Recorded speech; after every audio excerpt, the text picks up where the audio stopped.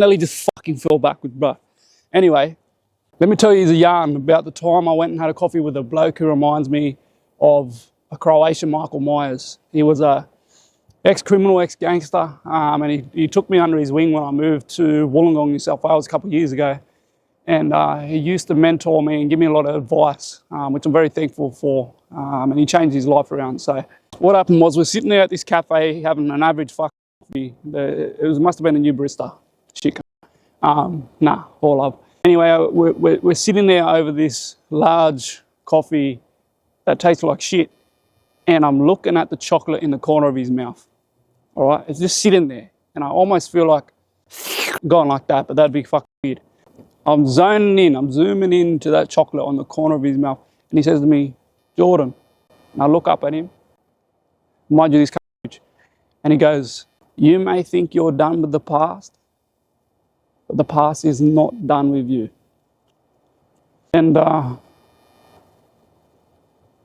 it hit me like some king hit me, you know, him saying that. It gave me a revelation, you know, it made me realize that no matter what you do, you can try and hide from it.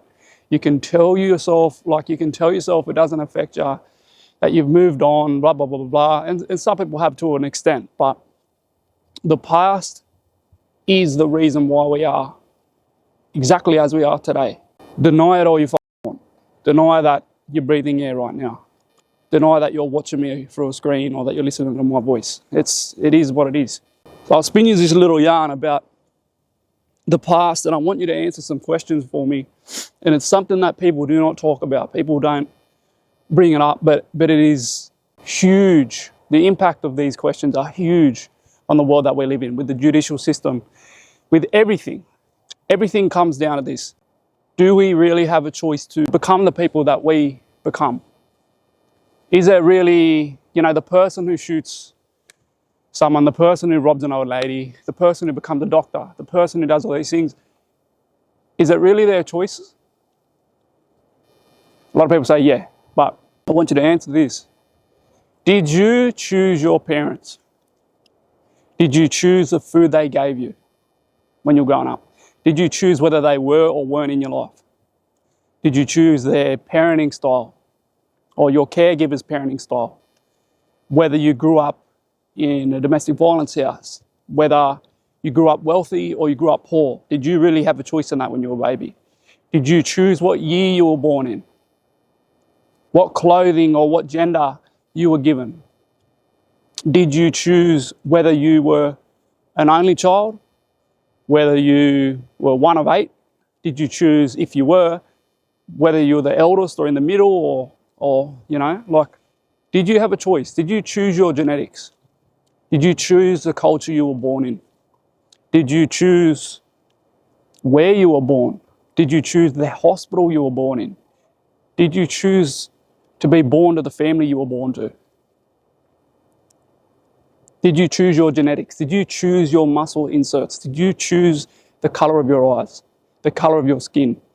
Did you choose the religion of your caregiver, whether they were religious or they were atheists? Did you choose that? I can keep going. I can go forever. The answer is no, you didn't. But every single one of those fucking things changed how your brain formed. So as you got older, especially in those crucial years when you're younger, the things that happened to you and the things that were outside of your control created the brain that you have now.